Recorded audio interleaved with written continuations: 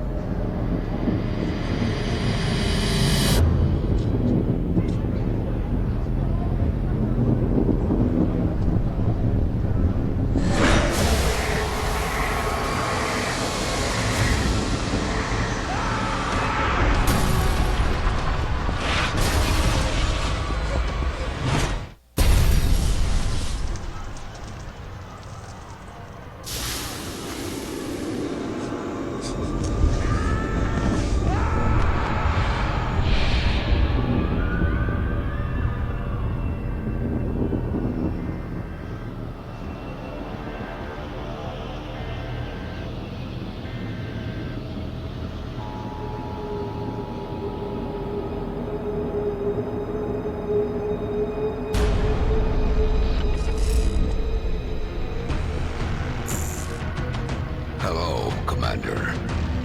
In light of the recent extraterrestrial incursion, this Council of Nations has convened to approve the activation of the XCOM project. You have been chosen to lead this initiative, to oversee our first and last line of defense. Your efforts will have considerable influence on this planet's future. We urge you to keep that in mind as you proceed.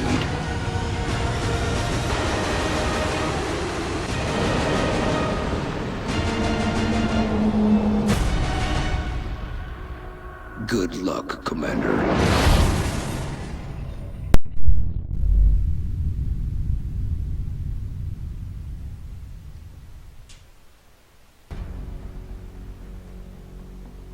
So as a quick disclaimer, I have played and beaten this game before, including the expansion we're currently playing, XCOM Enemy Within.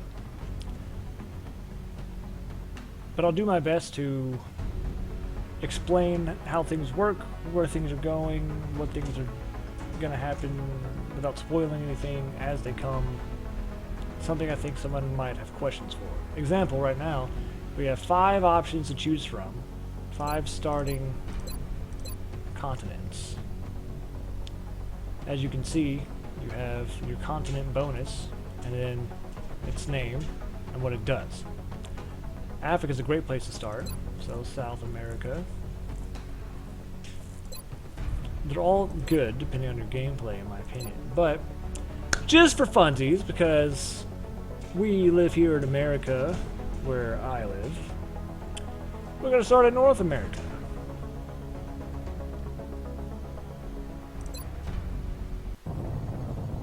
The drop site for this operation will be in Canada.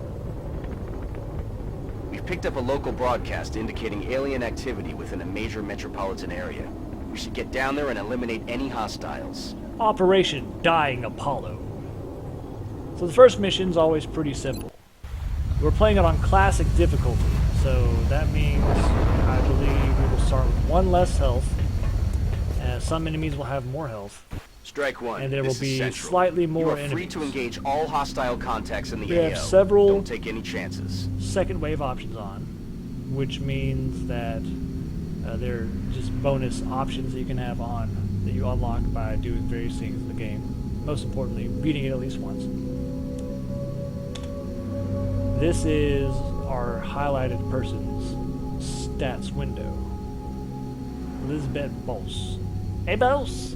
Hey Boss!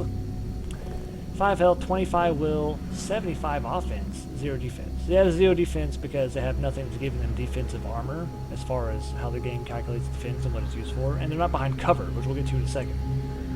Offense is their aim without penalties. Will is, well, pretty self-explanatory, will. It's mostly their defense and or offense for psychic attacks And health is how much damage they can take, of course. Now in the game there are two types of cover. Full cover, as indicated here by these big full shields, and half covered, as indicated by these half-filled shields. Obviously full cover is better, so if you can get the full cover, do it. The blue line you see, square moving in, is how far they can move with one action. This yellow line is how far they can move with two, also known as dashing. Dashing moves both, uses both of your units' actions. If they only move once, they can defend, they can attack, they can do a special ability. If they move twice, they can't. Try to never move out of cover unless you have a very good reason for doing it. Like you want that person to die. That's usually a good reason to do it. Okay, really don't. Staying in cover is the greatest thing. And just know that if I were to move this person here, they would have defensive cover from anything coming from this direction.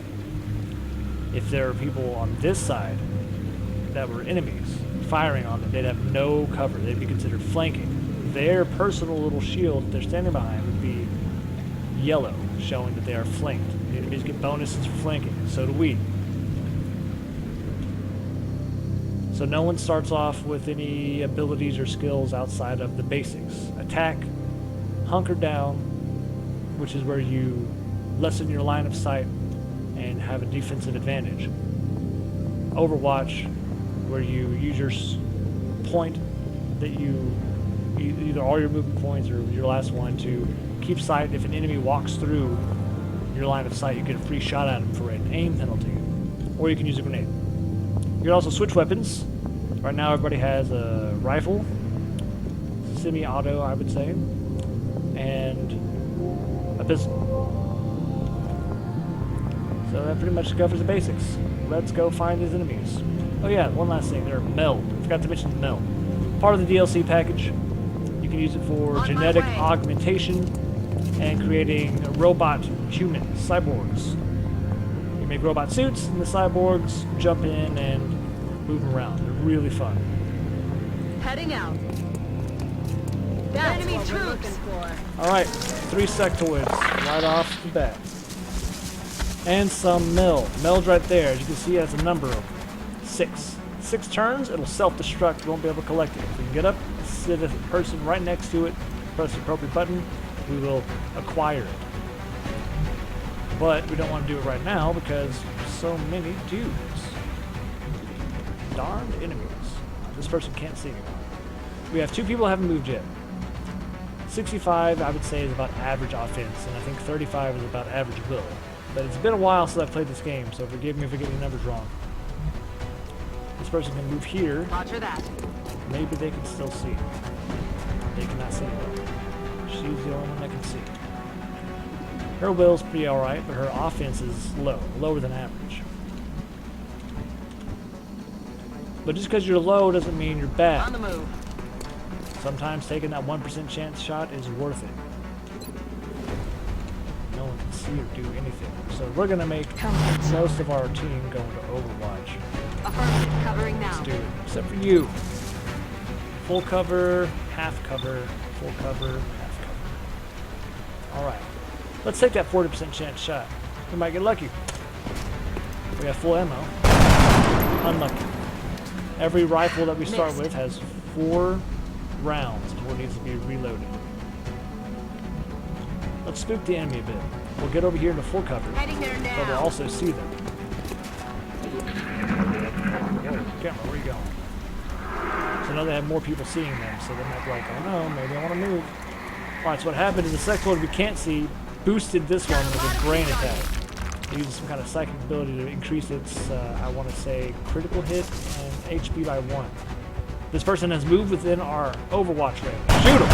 Nice! Taken care of. That's 1. That's what I'm talking about. Hostile spot. Alright, these 3 spawned in just now. Another Overwatch shot. That missed up. Target still Further up. away, probably lower aim. Can't remember. But that's alright. Overwatch already has an aim penalty. Since they just spawned in, and it was their turn, they'll use both their actions to move, so we don't have to worry about them attacking us. Now, since you also double moved her, she didn't get an overwatch or anything because she used both of her actions. However, she's also closer to this. So move her over here. See what she can see. Now here's a neat thing you need to know, very important. This person right now is flanked, so we get an attack bonus to hitting them. And we have critical shot. They're also brain boosting this guy here. If the sectoid is brain boosting another sectoid, and they don't have more than this much HP, and you kill the one brain boosting, the brain boostee, the one receiving the boost, will also die. Hopefully we'll be able to show and not tell. 75% to hit, 60 to crit, let's do it. That's a miss. Oh, what a load of bull. Adjusting aim. But that's how it happens. Just because it's a good shot doesn't mean it's a guaranteed shot. Unless you get that 1-0-0, you know what I'm saying? Alright, let's move up and see if we can throw a grenade. If we can kill that guy, it'd be worth the kill. Doesn't look like we're going to be able to get it. We definitely don't want to destroy that meld. We want to take it with us.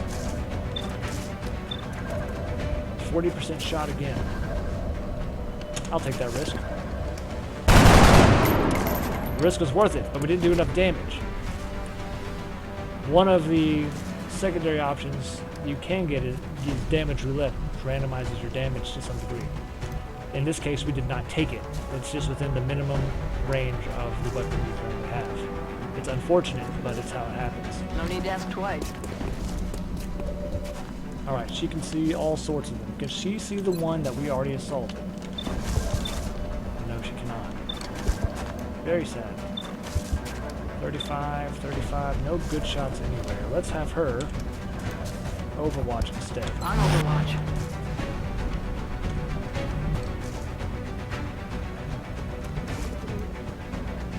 Move you over here. Aye, aye, Commander. To give us some more spread. Now, I don't want to take the chance of having too many enemies. The more enemies, the more chances they can kill us. So we're going to throw this grenade.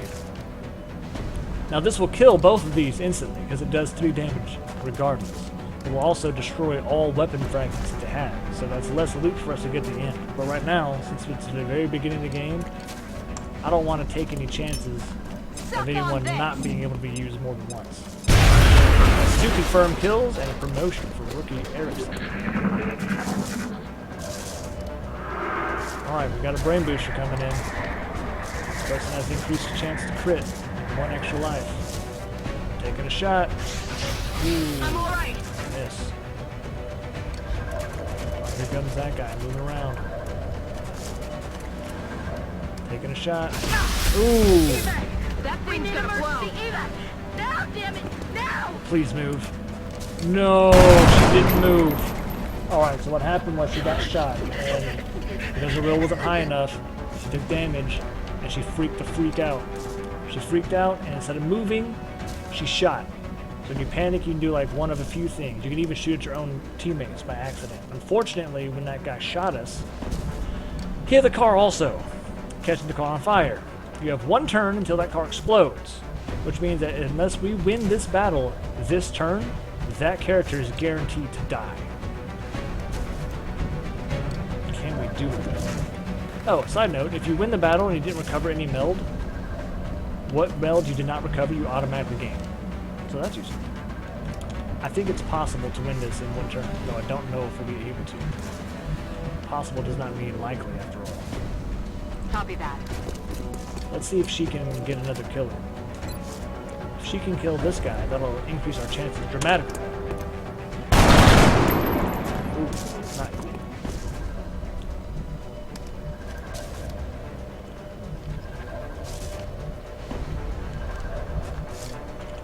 This is a sad situation to be in.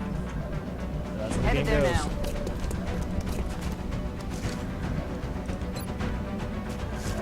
Alright, let's go ahead and blow this guy up to guarantee 2 kills. Catch! Dies. Backlash kills the other. There's at least 1 guy left, but I'm sure there's 2.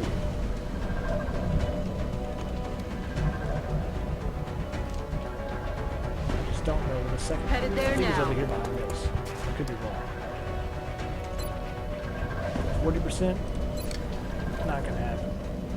I'm gonna not take the chance that there's only... Throwing grenade. What I'm saying is, if this is the last guy, we can save them if this comes out. So let's try.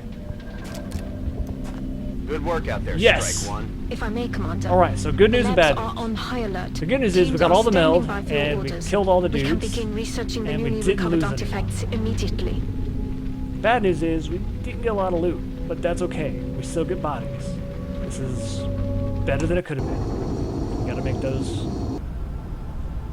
those plays sometime. Commander to the research labs. Commander to the research labs. Alright, I know I'm spoon-feeding you guys a lot of information. I'm sorry about that. But I can't take the risk that no one... Welcome to XCOM HQ, that everyone Commander. knows. I'm Central Officer Bradford. My role in this project is twofold: providing tactical support for our field operations, and keeping you briefed on the current situation. My efforts should allow you to focus on the bigger issues at hand. Speaking of which, we have a soldier waiting for a promotion in the barracks. I'll let you get to it. Thank you, Officer Bradford.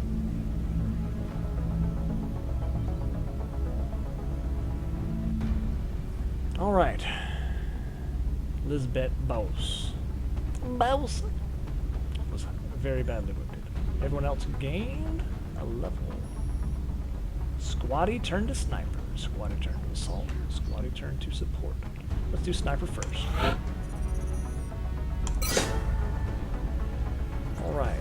She is a pretty alright sniper. Commander to the research labs. Remember, if Commander 65 to the aim research is labs. average, then she has above average aim for a first level person. She's now a second level person. So 69's a little low for me personally for a sniper, but it's nothing to scoff at this early. So. But we have some second wave options which randomize people's upgrades and their starting stats. Like this guy's, or sorry, this lady's, an assault. Assaults typically don't have very good aim, so that's fine because their aim is improved by using a shotgun, up close and personal. That's the assault way. Running gun's very useful. Commander to the research labs. Commander to the research Our labs. support has really good aim, but terrible willpower. Smoke grenade is useful for keeping our troops safe. As you can see, it increases their defense by 20. So if they're in half cover and you use this, that puts them in full cover. Full covers confer about 40 defense. If they're in full cover and you use it, they get even more. It can also work on enemies though, so be careful. The recovered artifacts are being unloaded, and the research team is waiting your orders. We'll get started as soon as you give the order, Commander. Commander to the research labs. Alright, let's Commander go to the the research labs. Hello, Commander. My name is Dr. Valen. I oversee the research labs. This is where all of XCOM's research and development takes place. We have already begun analyzing the artifacts recovered from our first encounter with the aliens. Based on our preliminary findings, we believe we can use them to develop some new equipment for our soldiers. With your approval, we will begin research immediately. research labs. Alright, Dr. Valen. Let's see, we didn't get enough weapon fragments because we kind of blew them all up. Same with the materials, because they also use weapon fragments. So, let's start off strong. Oops. Commander to engineering. Commander to engineering. Let's start off with meld. I agree. That does seem to be the most pressing of our current research options. We'll begin immediately. I will notify you when a Commander. I was wondering when you'd be stopping by. Welcome to engineering. Anything they can dream up in the research labs, we can build it here. Speaking of which, Dr. Valen has just sent us some new schematics. With your approval, we will begin fabrication. Dr. Shin. Yes. Thank you. Let us check these items. So we're going to do two things. First, we're going to build one of these. We'll be able to heal our Commander to allies. mission control. and we're going to go mission ahead and control. immediately begin building a satellite. We use satellites to prevent countries from leaving the XCOM project if their panic levels get too high. When their panic levels get higher, the more we ignore their missions for others. more will come as we play the game. It'll be more apparent. Now the next thing we need to do, and cross your fingers we got some good ones, let's check out our base potential. Alright, not terrible, but it's not great. I would say it's a little below average, personally. I think on average there's 2 steam vents. Now the best one I've ever seen, there are 3 steam vents, and 2 of them are right next to each other. Commander to mission control. Lots of good power. Commander to So mission we're going to need to go to control. steam vents soon. The sooner we get to that steam, the more we get a bunch of power. So we use lots of stuff. But we'll come back to this in a second. Because we have to excavate and build up our stuff. More satellite uplinks, maybe some laboratories and workshops to help our scientists and engineers research and build things better. More satellites, of course, so we have more satellites. Officer training school, once you get that unlocked. All sorts of great things are going to become available. We'll have to wait and see. Now, before we go to mission control, let's go to the barracks and view our soldiers, because I have a couple of people we need to rename. Now, what I want to go for is I'm going to look through all these soldiers and check everyone's stats. Anyone who has a offensive stat of 70 or higher, we're going to rename them with the letter D as a middle name, either in their first name or the last name. There's not Commander a to section mission control. for Commander to their mission middle control. name. Yes, yes, lady, we hear you. We'll get there. So let's start with the top. Alright, you're at a 70, so we will rename you and customize. Right now, we're just working on the middle name. So put the middle name right here, just like that. Now, the reason I do this is I'm a One Piece fan, so the middle name starting with D is kind of important there. And in here, it's important because it helps me quickly realize who I am willing to use immediately, because they have really good offense, so they're less likely to miss. You don't get Commander it. to mission control. Commander to mission control. You don't get it. You do. This person also has pretty good will, I think. I'm going to go ahead and do all this, so I might fast forward through.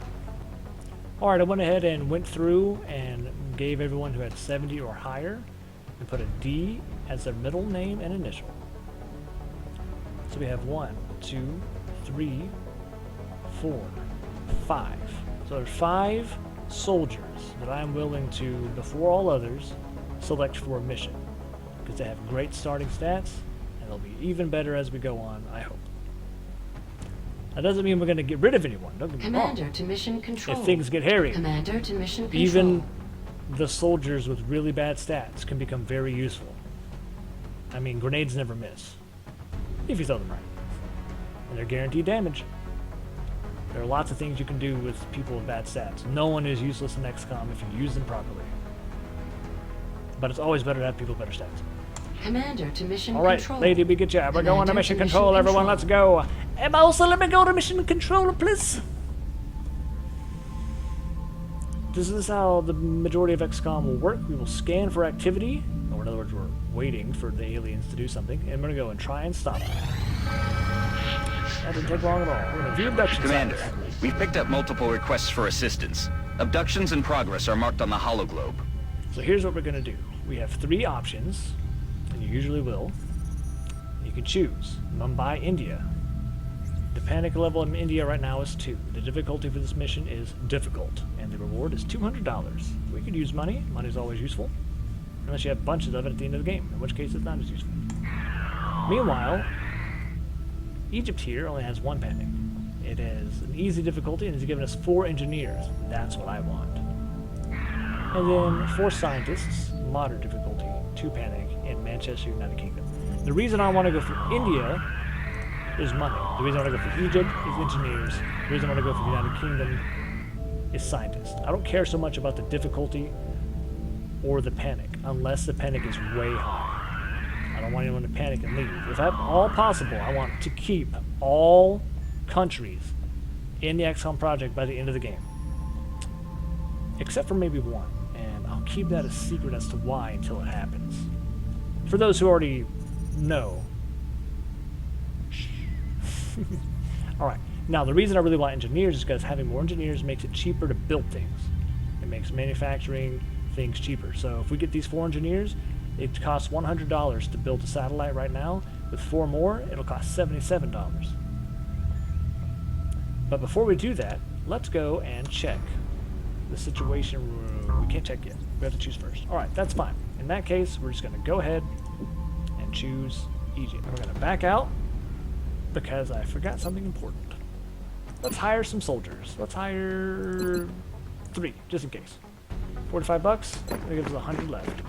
And in the meantime, we'll go ahead and go down here, excavate there, and build a lift here. Might be a bit early for it, because it increases our maintenance. However, I want to get that steam as soon as possible. Being right here in this column, that's going to make it a lot easier. I technically probably should have done this as soon as I had the chance, but my brain was everywhere. I was thinking of everything at once. We only have the access to these 3 buildings right now. Solid uplink, power generator, and thermal power generator. Here's the difference. Just look at this. Check this out. Costs 60 to build, gives us 6 power supply. If it's adjacent to another power facility, it gives us +2. So if you had 2 of these next to each other, you have 6 and 6 to give us 12, you have an extra 2 because they're touching to give us 14. However, check out the thermal. It costs significantly more, but it gives us a lot more power. Imagine having 2 of these right next to each other. Boom, baby. I don't think this is the final say in power in this game. Oh no, there's a much bigger 3rd tier power that we haven't unlocked yet, because we just started. Now, if we have to, we will build a normal power generator somewhere. We can always destroy it later once we get the thermal generator up, and we'll probably end up having to put a second one down anyway next to it just to get extra power as the game goes on. We can always destroy this for the 3rd tier power generator later. Now that this is done, this will take a couple days to get anything started. Let's go back